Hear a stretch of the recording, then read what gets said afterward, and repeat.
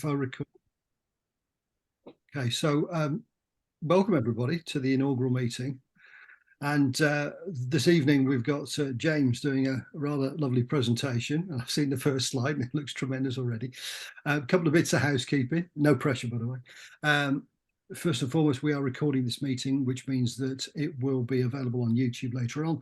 If you don't want to have your face shown, you can turn your camera off.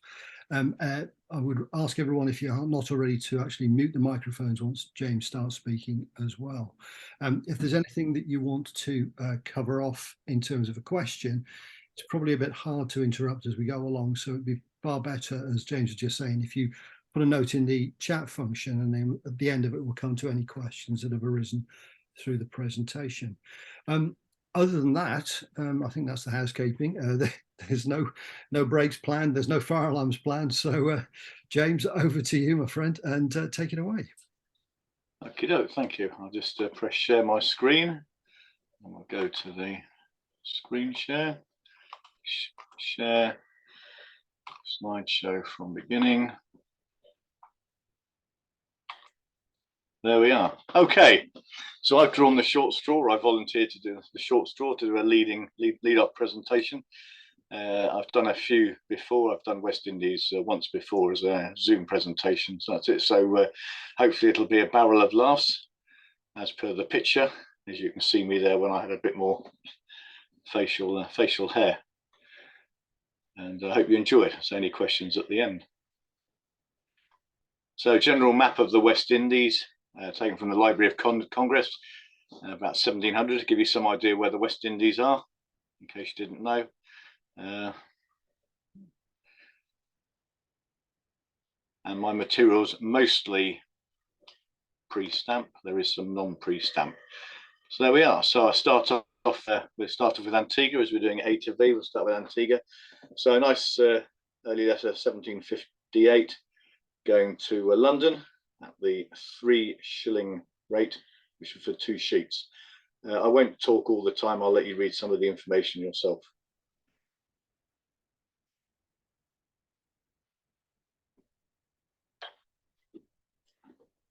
And I'll try not to go too fast. I had a weeklyometer the other day when I did one for the Royal.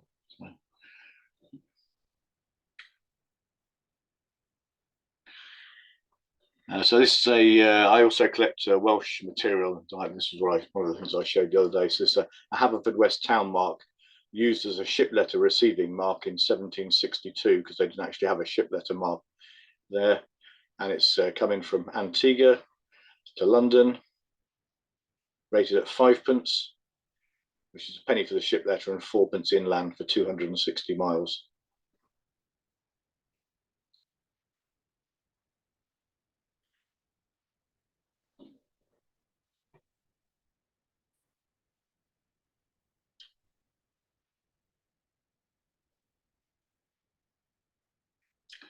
Another Haverfordwest this time. This is actually the Haverfordwest ship letter mark. I bought this in Argyle Aitken the other day when they suddenly put in some more Tudway correspondence that was unrecorded by Mary Gledhill. They found these in the house that the Tudway family still inhabit in Wells, and they found this extra correspondence in the loft. So there was a number of letters sold at Argyle Aitken, and I bought a few of the ship letter marks, including this one. So again, rated at 5p for the same rate, the ship letter penny, and 4p this time for above 80 miles. The inland rating was quite cheap at one, and then it gradually got more expensive before coming down again, obviously in 1840. But I rather like the writing on this one. It's very, very nice. And there's 4 of these Haverford ship letter strikes known. This is now the best example.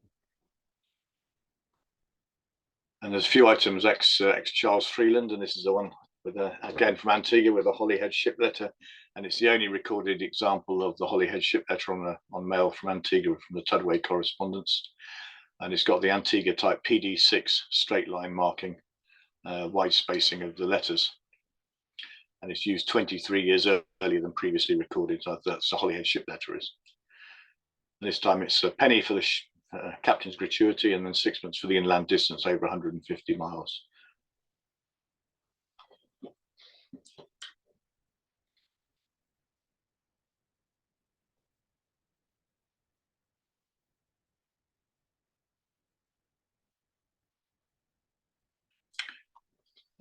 Different Antigua mark this time. It's the PD9 straight line. As you can see, the letters are closer together and slightly bolder. And I rather like this going to the Lord Archbishop of Canterbury. The correspondence, apart from Tudway and Codrington, there's obviously correspondence coming back from the missionary people out in the West Indies. And this is a nice one to say to the Archbishop. You don't normally find them addressed to him. So it's rated at 2 shilling this time, which was for 2 sheets. So obviously had a reasonable report in it. And the writer actually is from Bahamas.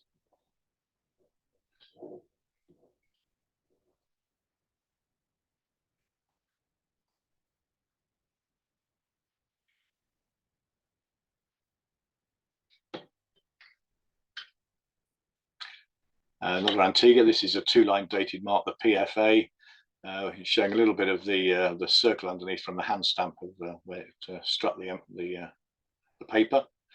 And this, of course, this is a dated one. And dated cancels were introduced after there was complaints to Freeling of fraud, where people were denying receipt of their mail, presumably with their contract stuff in, and they will late delivery of their contracts so they could avoid maybe paying for goods. And so dated cancellers were introduced into the West Indies. This is rated 2 and 2, which was for 1 sheet. Government packet 1 and 8 and sixpence, London to Edinburgh, 1804.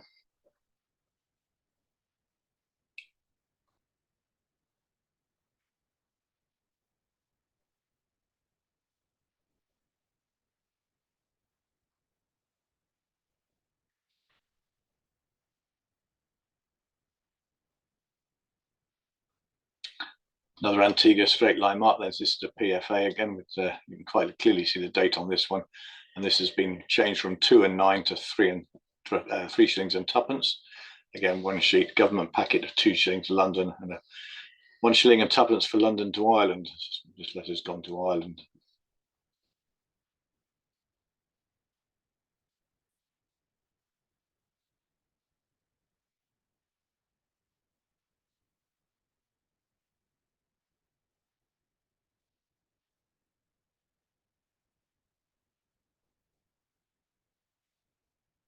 Some of the islands have got more material in than others because there's more available. So hence the reason Antigua is quite a long section. Another Antigua, this time a ship letter, Milford, Crown ship letter, Milford. There's only 2 examples of the Crown Milford ship letter in red recorded. Both came on both on the same date, arrived on HMS Bendow. So that's quite interesting. One was the duplicate, which was this one, and that's 2 and 6 rate, as explained there. And this is again a part of the Tudway correspondence.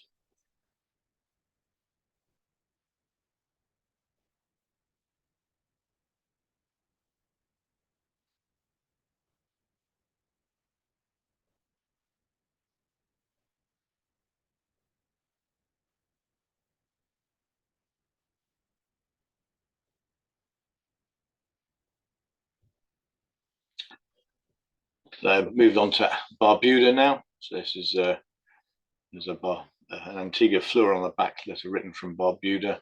This includes a Cirencester penny post because it's going this time to Codrington at Cirencester.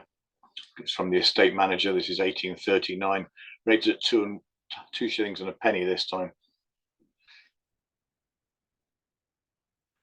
So as always with this correspondence, it's very, very interesting to actually read what's inside the letter itself.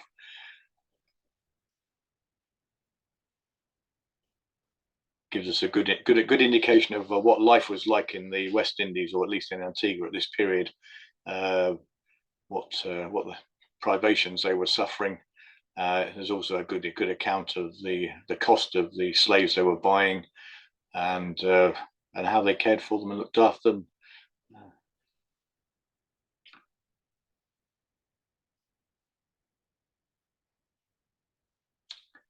So Antigua mail coming in on the Falmouth packet into Falmouth. So when it arrived in Falmouth, it'd have a Leeward Islands F in green struck on the outside of the packet, as this one has. And this one's come, as it says, per man of war steamer.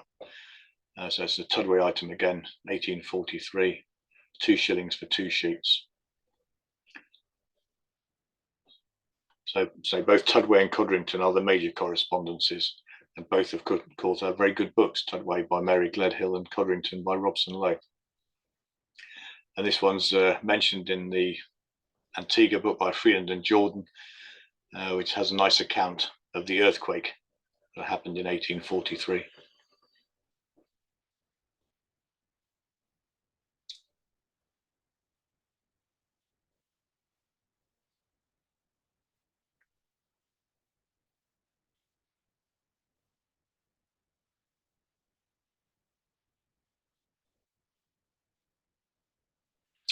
So Antigua packet letter. There's a reasonable correspondence to Jefferson in Whitehaven, mostly shipping sugar. So again, rated 2 shilling for 2 sheets. With a packet letter hand stamp. So it's illustrated in Antigua by Freeland and Jordan. It's a bit boring, really. That most of the covers to Whitehaven seem to be rather boring. Just look a bit like this, either with or without packet letter mark. Some have got the crown circle.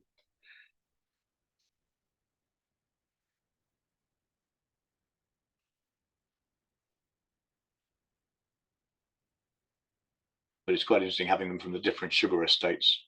So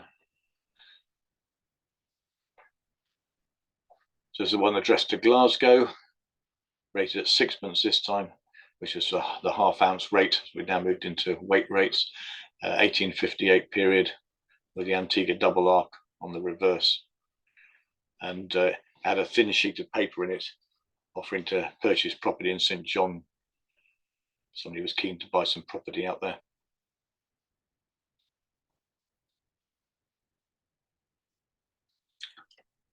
In previous days, of course, if you tried to put a second sheet in and had it down as one sheet, it might get opened by the Crown Inspector, and you'll see some example, or at least an example later on, of how that works.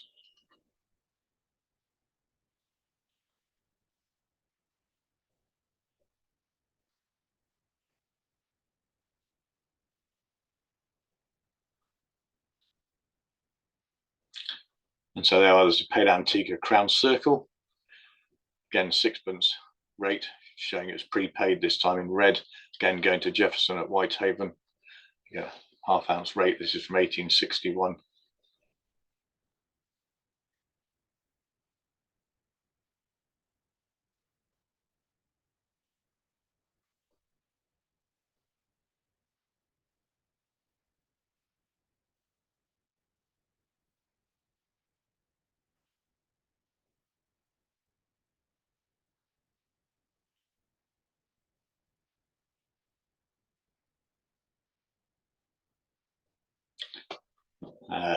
Similar paid Antigua Crown Circle, this one on private correspondence to a lady in Gloucestershire. So private correspondence opposed to business correspondence is few and far between. This is from 1865. And it's annotated on the reverse number 32. So obviously she'd already received 31 letters before this one. So this one time is 1 shilling, which is for up to half an ounce, which is the rate change.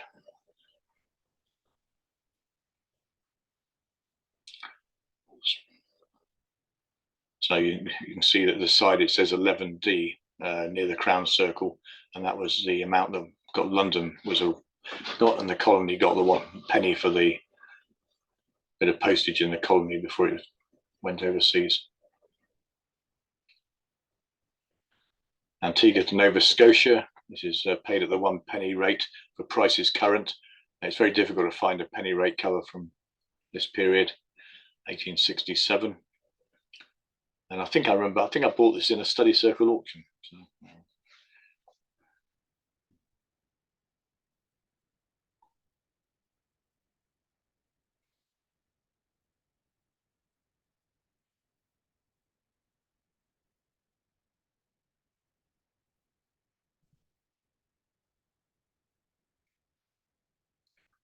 Antigua English Harbour. So This is the English R with the A18 hard cancel, paying the £1 single letter rate, going to England.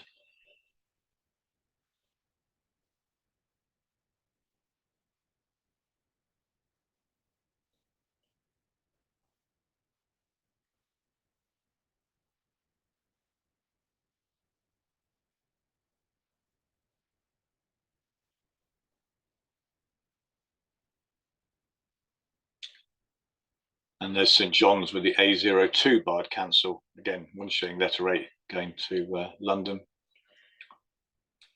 I've lost a bit of the bottom of my screen because I've got all you looking at me at the bottom, but it's or looking at the material. But I think this one's an ex-Freeland one, if I remember rightly.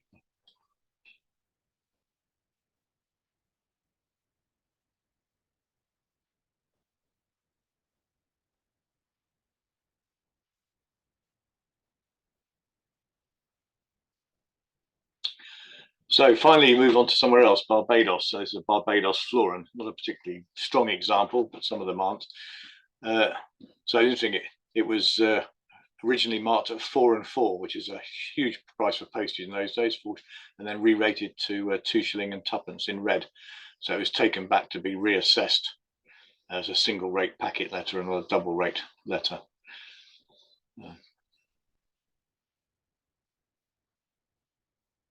So going to the Wesleyan Mission House in London.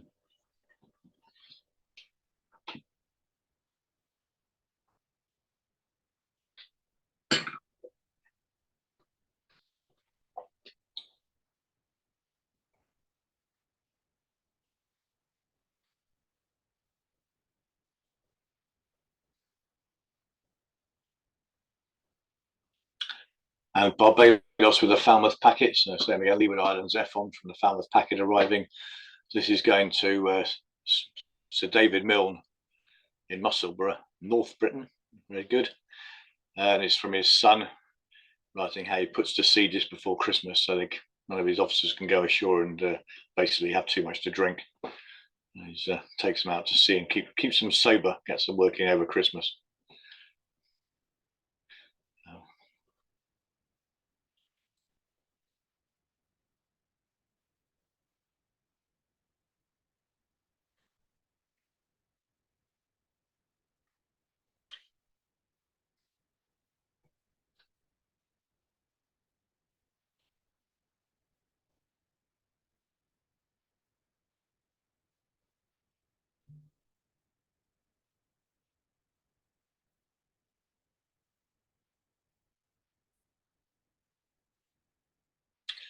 And Barbados double arc from 1843, a commercial letter going to London, paid at the £1 rate, but unusually in blue, which is a half-ounce rate at this time.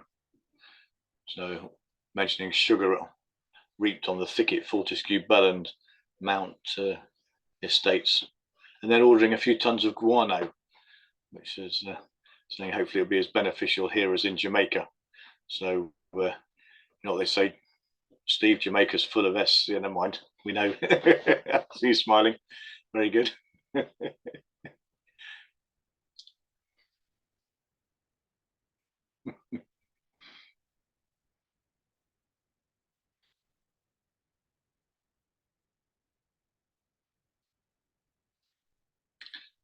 British Guiana is internal entire.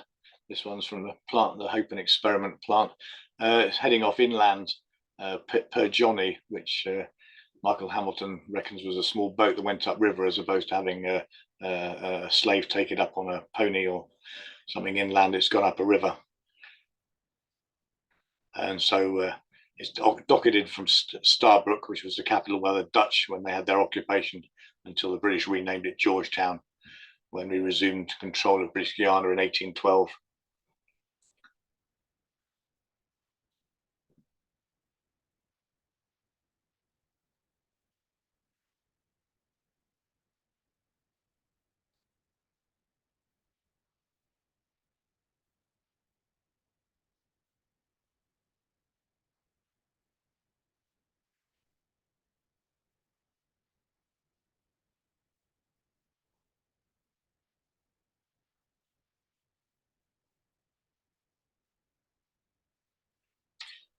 And it's the British Guiana again coming in, going to Ireland, and it's been landed at Ryde in the Isle of Wight. This is the only recorded ship letter Ryde, Isle of Wight marking. And you can see it's been, the rating's been changed a number of times, originally charged at 1 and 6, then changed to 2 and 10. And it's had the Crown Inspector's mark in red to show that it had been examined to see whether it was, what was inside, whether it was going to be a double rate or extra rate, if they were enclosure that shouldn't have been there. Then it was re-rated to 4 shillings and twopence, and then to 4 shillings and tenpence. The extra bit at the end was because they've obviously going to Ireland instead of coming into to London. So I've written the rates, the distance rates there to show you how they came to the 4 shillings and tenpence in the end. So this was ex Derek Nathan, one of our esteemed collectors.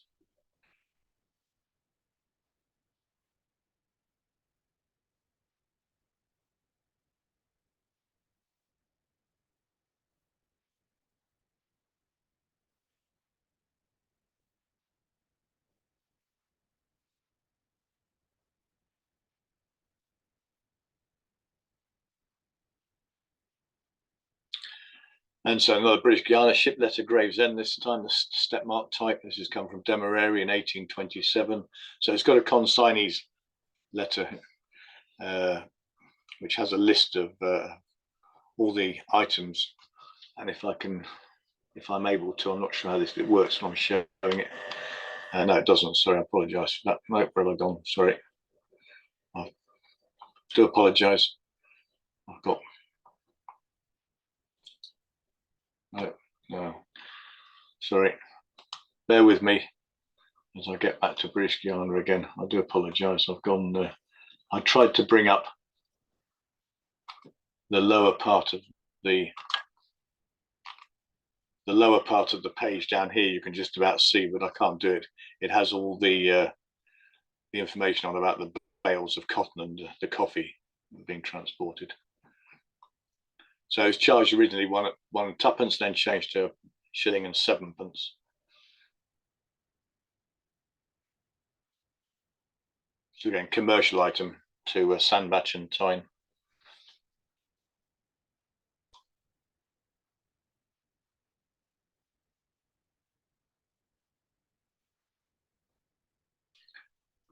And British Honduras, so the Wilson correspondence.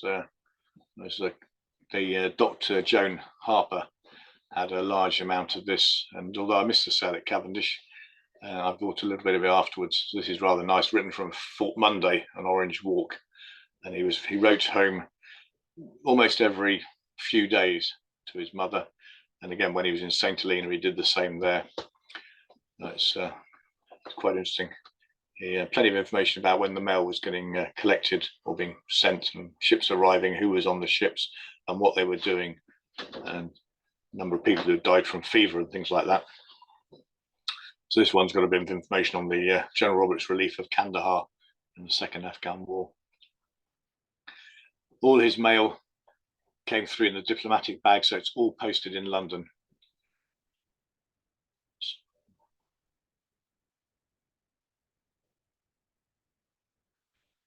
And the case service, so this is what happened was Mr. Cuthbert, who lived on St. George's Quay and commuted into Belize by steam yacht, he was requested a few times to take mail for people, and he got a bit annoyed, so he decided to make himself some money to help with the cost.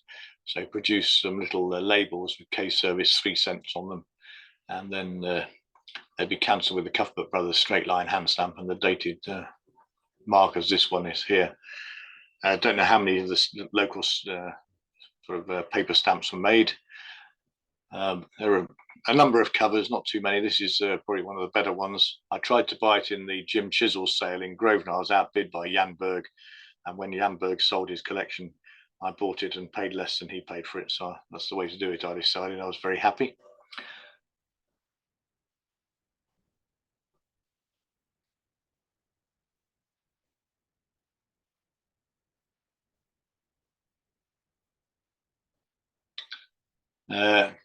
This is Caicos Island. So I managed to pick this up at London at Stampex a few years ago when somebody was going for a dealer's stock box, and I sort of leant over, pulled this out, and said, "I'll buy this." I won't tell you the paltry amount I paid for it, because you'll all be quite envious, I'm sure.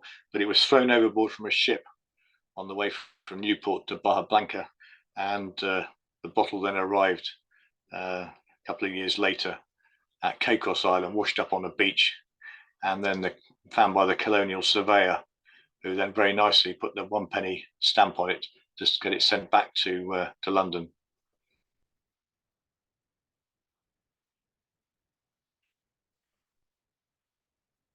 So, being a nautical person, I thought this was ideal. Of course, it's illegal these days to throw anything over the side except for comminated food stuff. So it's can't throw any bottles over anymore with plastic or glass with mail in. So it's a thing of the past.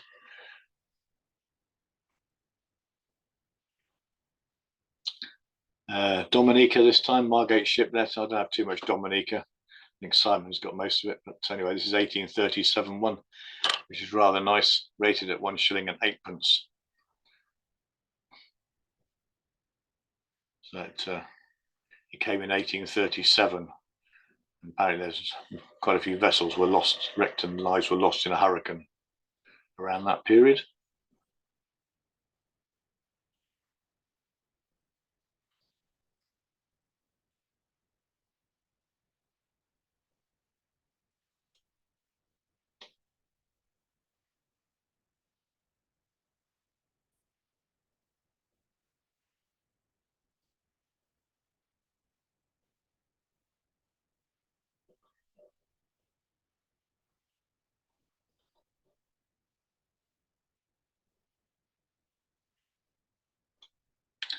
And then Dominica Crown, paid a Dominica Crown Circle from the Melville correspondence. This is another reasonable sized correspondence to Scotland.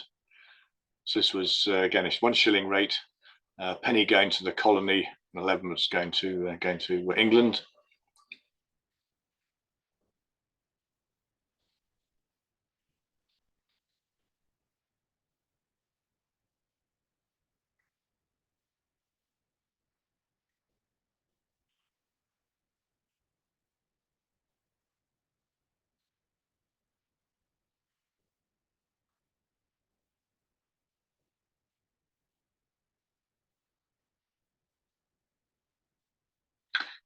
This time I took Grenada with an extra ship letter mark, 7p.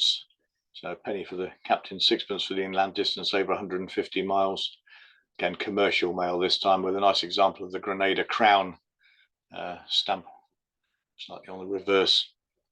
And this talks about 50 barrels of Dougalstown sugar. My brother, when he said, "So what's Dougalstown sugar?" I said, "Well, it's sugar that came from the Dougalston estate as opposed to a different estate." So that was it. So it was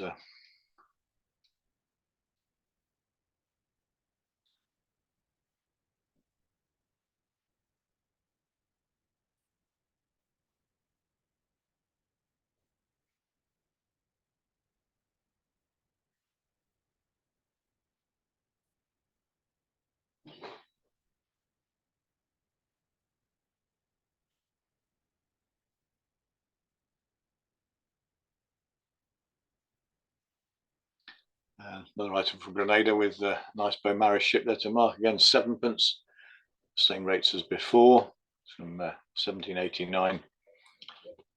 Carry on the Hannah.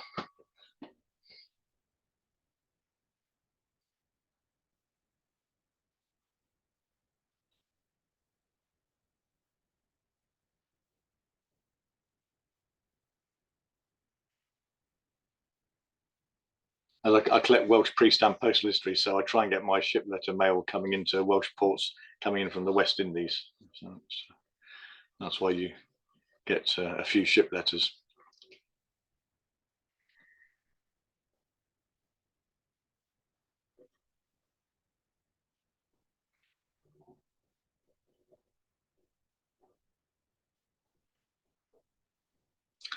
And then GB used a board in Grenada, so 2 6p lilacs, paying the shilling rate, 6p postage and 6p registration fee.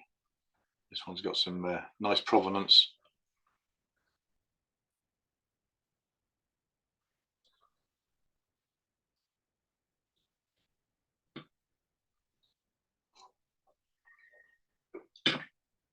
Now, Steve, you're not so laid back now. You've moved forward. More interesting.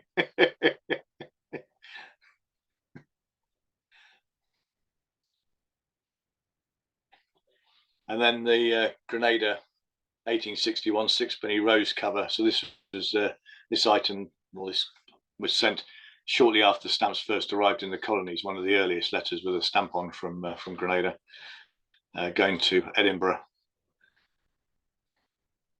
So sixpenny single letter rate for an item not over half an ounce.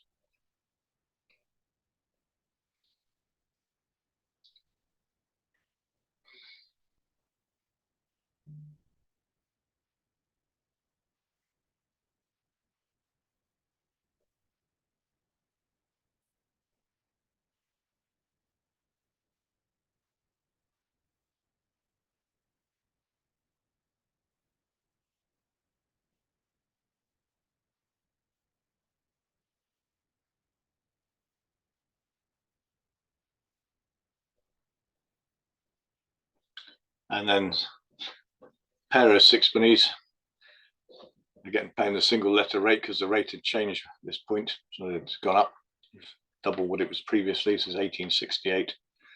This time a pair of the sixpennies.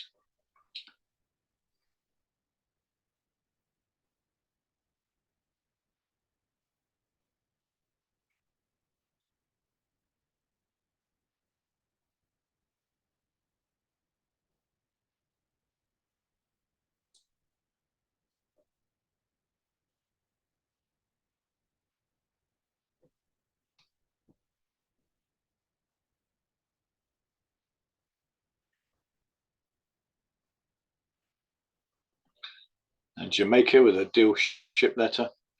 This is for my friend John Jackson, who unfortunately is not with us today because he's not a member of our society. But I like this one because it was reported in Lloyd's list to say that the ship was on its way when the ship was met by another sailing vessel on the way, and they sort of spoke to each other. And that was what they did in those days. They corresponded, shouted at each other, whatever, or so that they could report back to London. They'd seen another vessel, and the other vessel was safe and on its way.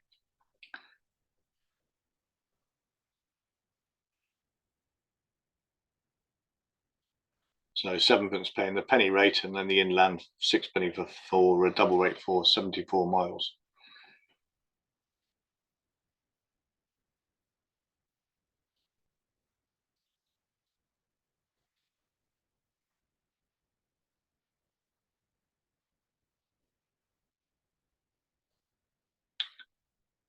And then this is Milford ship letter in combination with a Milford mileage mark, the mileage mark to London.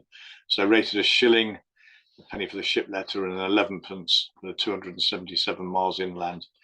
There's additional rate of 2p for transmission to Castle Douglas, and then re-rated to Edinburgh with another 6p to cover the cost. This is ex Vanderbilt, and it's been the ship was quarantined in Milford, and this has been covered in vinegar to make sure no disease was transmitted with the letter.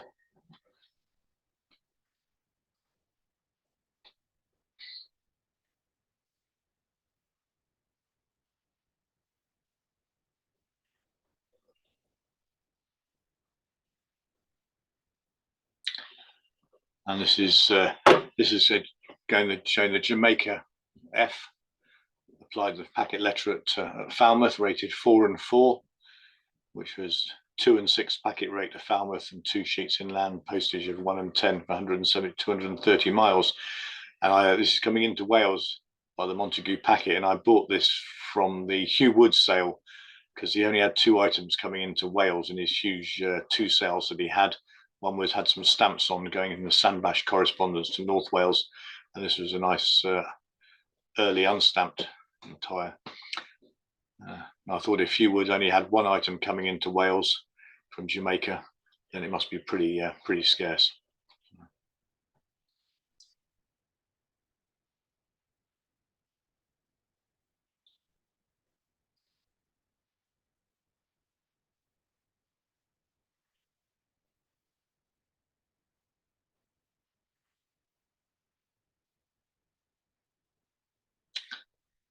Jamaica, so I've got a few here for town marks. This is a Falmouth town mark, annotated by the packet.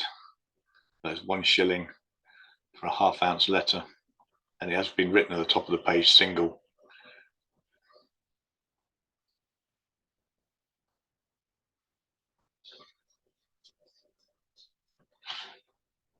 So it's a Foster type P2, Steve.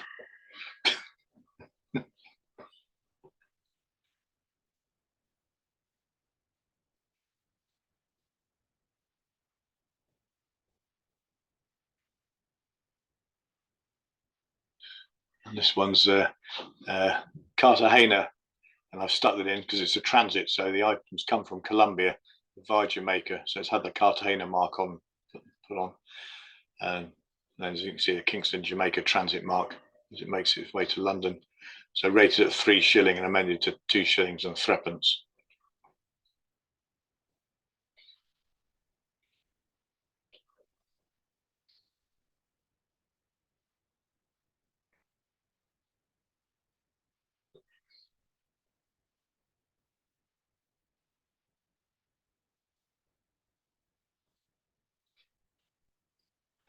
And this one's Clarendon,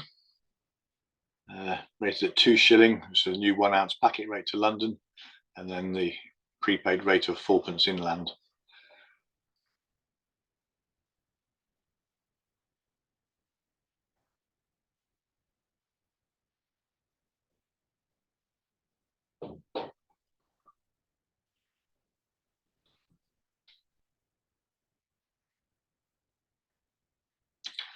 And this one's Jamaica, too late for the packet. You'll see it's annotated on the bottom left of the cover, too late for packet. So it's gone on the bark rulings instead. So it's missed the packet, which is quite interesting. They've written that on the outside. So it's 8p all inclusive rate, which came in on the 7th of January 1840.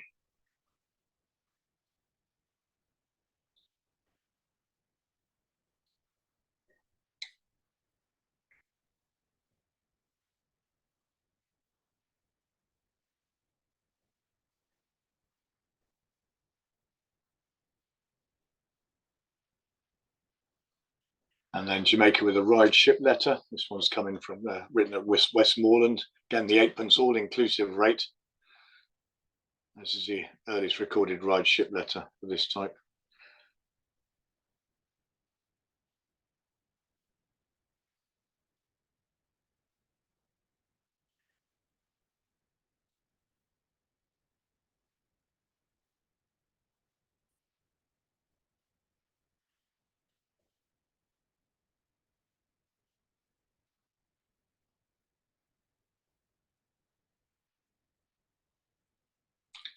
And Jamaica, this one's a Bath, from Bath to Aberdeen, which is annotated packet.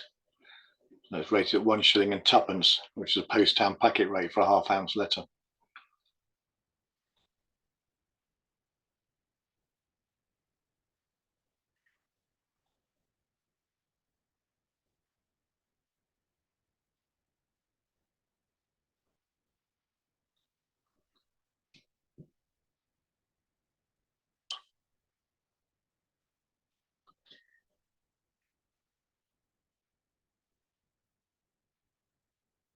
And Jamaica Falmouth, so another town mark. So it's going to Edinburgh, North Britain, 1847. Shilling and 2p, post town packet rate for a ½ ounce letter.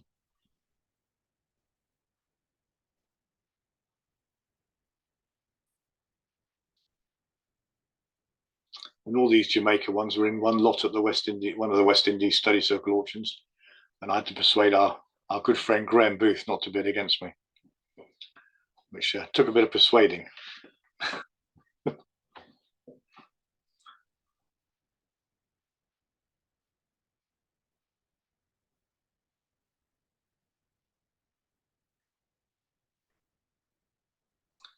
And Dry Harbour, again, the 1 shilling and 2p all in rate.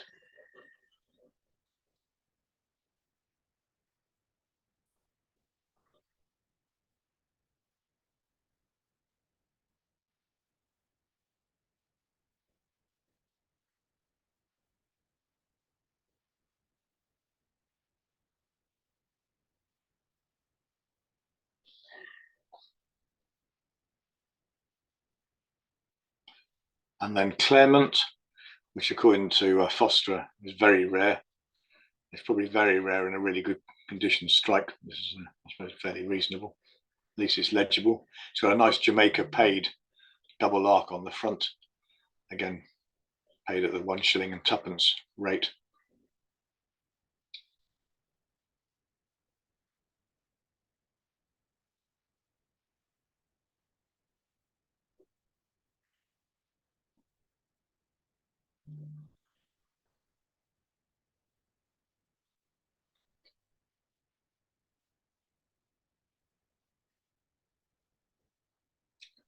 And then Flint River, with a Spanish town, the Flint River, with a manuscript, 1856, 31st March.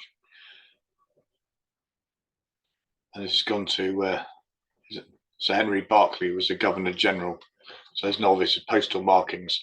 So it might have been just carried free on government business or in somebody's pocket term.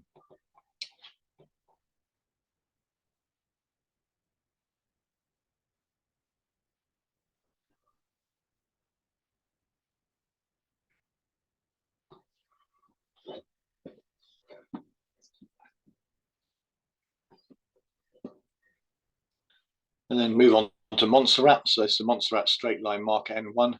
This is it shows a very good example of the Crown Inspector's hand stamp, which has then been crossed through. It was rated at 1 shilling and then changed to 2 shilling because it found it's a double sheet. So there's 2 sheets inside. So 8 examples of this Montserrat straight line mark known. So if you look at the Peter McCann book that he did on Montserrat Postal History of Caribbean Islands, you'll see a very similar one in there. And a lot of the Montserrat correspondence from this period is James Neve and the merchants in London.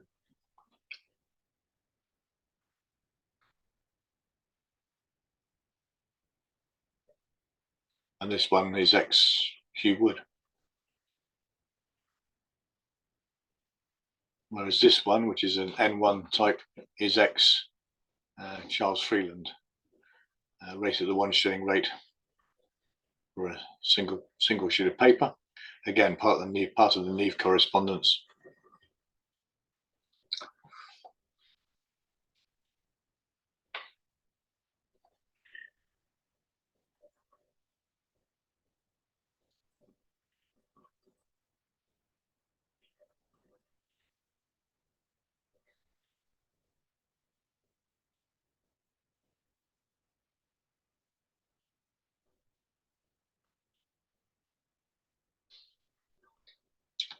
And St Kitts inter-island to Bahamas, so paid the 4p inter-island rate.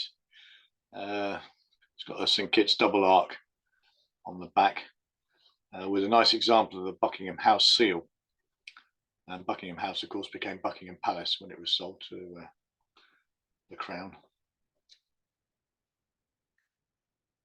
So that's the 4p is the inter-island rate from 1790 to 1891, so quite a long period to have a single rate.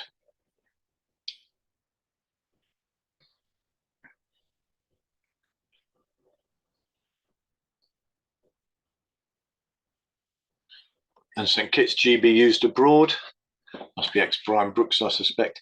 So it's gone to Reverend John Rigold at Magdalen College, Oxford, and it's been sent by his brother, who was the Bishop of Antigua. So 6p is the not over half an ounce rate. Back cancel with the Bassetiere A12 barred cancel.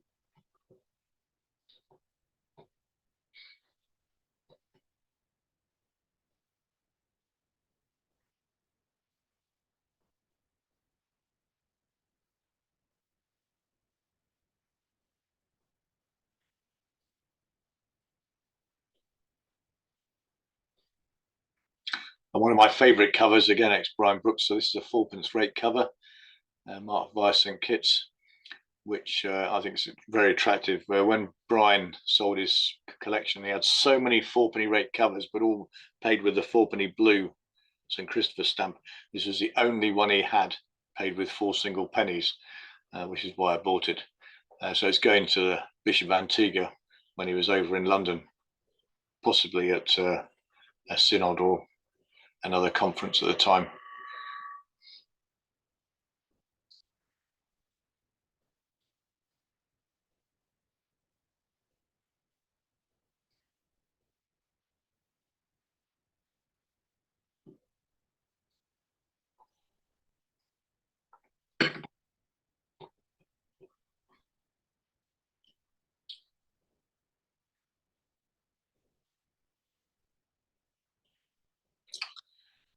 St. Vincent in Trinidad to Tobago. This is quite interesting because it's actually going to a passenger on board a schooner. So it's been sent to care of the captain. And ex-Charles Freeland, who said it was the only example of this mixed franking of 4p and 2p. So it was annotated originally per French packet, and that's been crossed out. So it was carried on a British packet vessel. And rated 4p in red, you can see there, which was the inter-island rate with a penny for each end.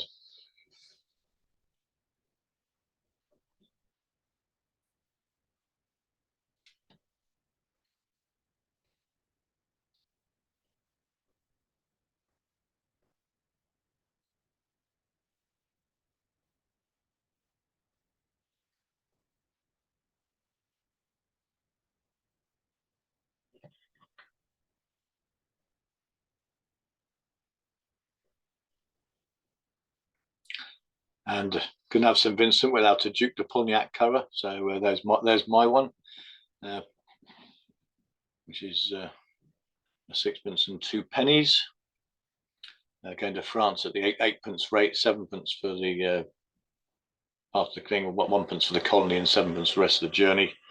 Carried on the Mersey, St. Thomas, and then on the Elbe over to Plymouth. So ex Charlton Henry and Charles Freeland. Charles had quite a few in his St. Vincent cell, but this was the one I picked up.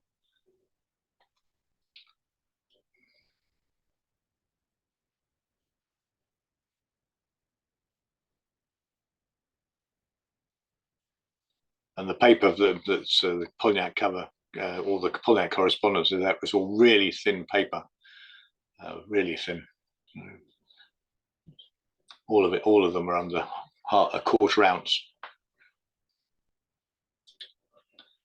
And then Virgin Islands, this has come from St. Kitts via Tortola, half the General Lee correspondence, rated at 2 shillings and 2p, so packet rate of 1 shilling and 2p, and the rate from London, a shilling inland rate. So a nice Tortola date stamp.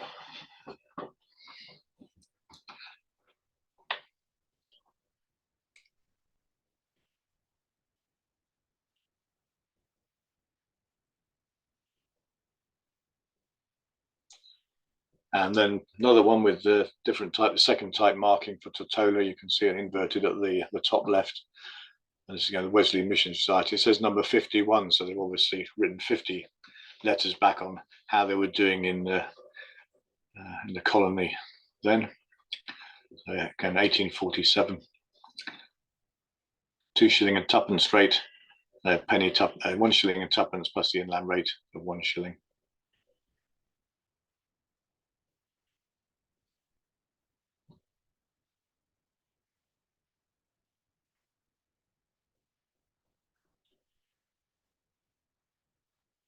And then GB used abroad. So the St. Thomas was the Danish West Indies, but we had a British post office there, so I've stuck this in with that. So it's a shilling packet rate with a C51 St. Thomas duplex. It looks like it's part of the Hankley correspondence. It's difficult to read with somebody who's smeared a big black pen over it. Stop you knowing it came from. But it's got a nice strike of a firm in St. Thomas.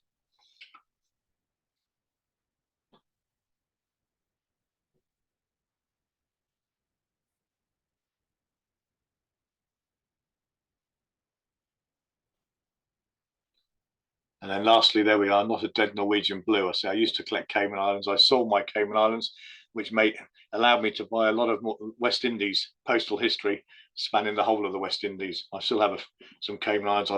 I've even bought more of it, but I kept some artwork from my original sale, and this is one of my favourite items. So the national bird of the Cayman Islands.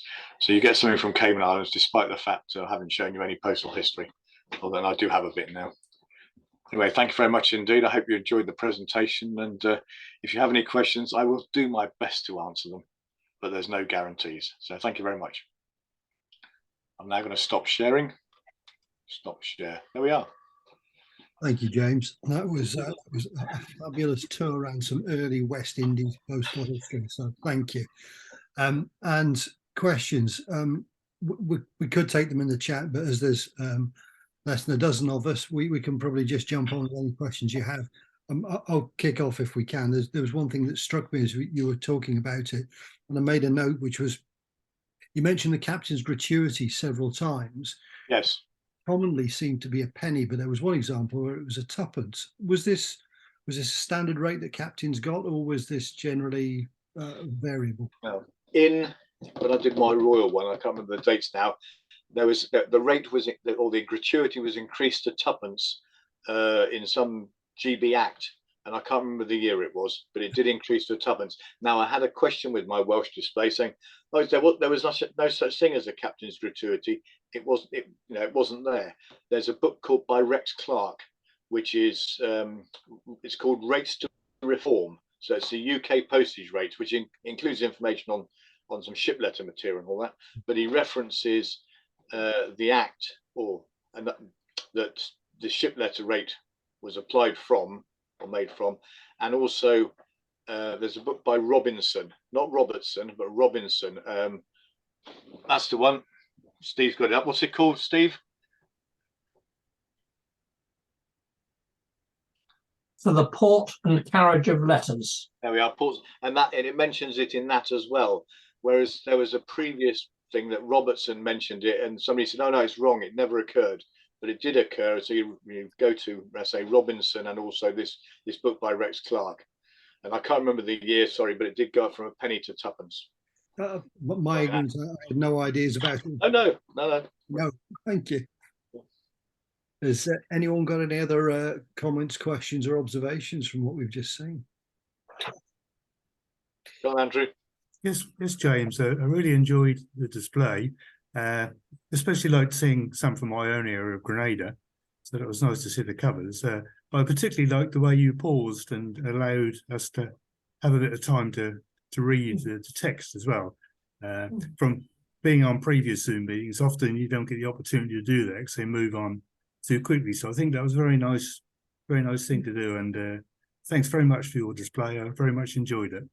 Thank you, Andrew. Well, when I did my display for the Royal last week, I had on Welsh Post History, I had something called the Wheatleyometer, and Richard Wheatley would lean forward, read to his wife, obviously, and maybe point, and then sit back. As soon as he sat back, I knew I could move to the next slide. So I had the Wheatleyometer. It was very good. So thank you, Andrew. Thank you. Yes, Steve? Yes, excellent. It's spurred me to actually try and understand a bit more about ship letters. I've sort of parked it on one side because it's all a bit complicated, and I really need to get down to understanding it. But the other thing that you might be able to help me with is the inter-island rates, because some of them pay just the fourpence inter-island rate, but some of them seem to be a sort of 5p rate or even a 6p rate. Do you know sort of what happened and when? Well, if you could pay a penny just for the postage your end to pay the penny from getting it from the town to the ship, and then the recipient would have to then pay the fourpence and the penny his end. Okay, this is the local inter-island rate. Or you could pay the sixpence, so penny at one end and the other end and the fourpence in the middle, or just the fourpence. So it's a sort of reasonably grey area, but say they had to pay a penny one end, a penny other end, and fourpence in the middle. So that's all I can say. But if you didn't pay when you posted it, so it went unpaid, your recipient had to pay the other end. But there was no double deficiency in those days. In other words, if you didn't pay the penny, the recipient had to pay tuppence. It wasn't like that at the time. Okay, thanks. Any other James, questions? Yeah. Yes. James, it's Susan. We're actually sitting in a camper van, believe it or not, on our way back from Mull. Thank you so much for doing this presentation tonight. And thank you also, Jonathan, for arranging it. If I had a question, it would be, what do you most appreciate from all of the covers you've shown us? They're all amazing. And what are you still looking for? What I appreciate is the correspondence inside the letters. If I just showed you the correspondence, it'd be a bit boring, because obviously we want to see the outside and the reasons why the mail went, but the inside is very interesting. What do I still want? Actually, yes, I covet your Lady MacLeod cover, but now there'll be other opportunities. As you It's not for sale. No, as you outbid me for it, David, I'm sure I can. I'll get one another day, I'm sure. I'll tell you what. You will sometime. Yeah. You will. But I understand what you mean, because actually for me, the most interesting thing is what is in those letters, because it tells us so much about what was going on in the Caribbean at that time. And I think that's quite important. Yes. I really enjoyed it. It's really good. Thank you. Yeah. So supplementary. I've not sort of noticed ship letters get from the West Indies going into Wales. But was that a sort of frequent route, or did they sort of just happen to get landfall there by accident? That's a very good question. Now, what happened was, of course, would be Falmouth or London would be the main receiving ports, depending on the period of time, because Falmouth was the packet letter port, and then, of course, it lost the contract for a short while to Plymouth, and then got it back again, and London would be the other one. But no, don't forget the UK is very tidal. So if you've got the tide coming down the channel from east to west, and you've got bad weather blowing in from the east, the vessels couldn't get up the channel, or couldn't even get into Falmouth. So you get diverted somewhere, you divert to somewhere else, so Southern Ireland, or Wales would be another port. They even go round to Scotland, to Glasgow, and then even sometimes round to Edinburgh. So we're really tidal based, tidal and weather based. So that's the reason for mail not either landing at Falmouth or London. It's nearly always due to the weather and the tides. Tidals to stream around the country. Very good. Yeah. So you have to. I mean, if you could search back in almanacs and see what and see what the weather reports were like, things for different years or different months. But I haven't done that. But that's what it is. Okay. It had to be landed at the first port as well. The captain's gratuity was paid to make sure he landed his mail at the first port. So if you landed at Falmouth, your mail went to Falmouth. If you landed at Beaumaris, it went to the Beaumaris post office. You couldn't land at Falmouth and then keep it on board and then go to London and post on, because it was quicker to land the mail at Falmouth and send it overland to London. So that's the reason why it had to be the first port of call. Thank you. Very good. Any other questions, anyone? Yes, I just got one quick comment. You finished off your display with a Cayman Islands stamp with the artwork with the parrot on it. Graham Booth very kindly came and displayed his Cayman Islands for us at the Ipswich Philatelic Society. Must have been about before COVID anyway, obviously 4 years ago. And he brought some artwork along and finished off his display, obviously for the Cayman Islands, fairly modern issues. And he said, this is smart work by Jonathan Toombs, who designed some stamps for the Cayman Islands. And I said to him, that's interesting. When I next see Jennifer, I'll tell her where it is. Okay, well, I've got quite a lot of Graham's artwork now, because I bought some of it was sold at Cavendish, and I bought all the artwork that was sold then. Did that include some of Jennifer Toombs? Yes. Oh, right, yeah. Yes, yeah. I've got the Easter issue and two other bird issues. Yeah, sadly, Jennifer has now passed away. She caught sepsis and died rather soon afterwards, which is a real shame. It caught all of us out.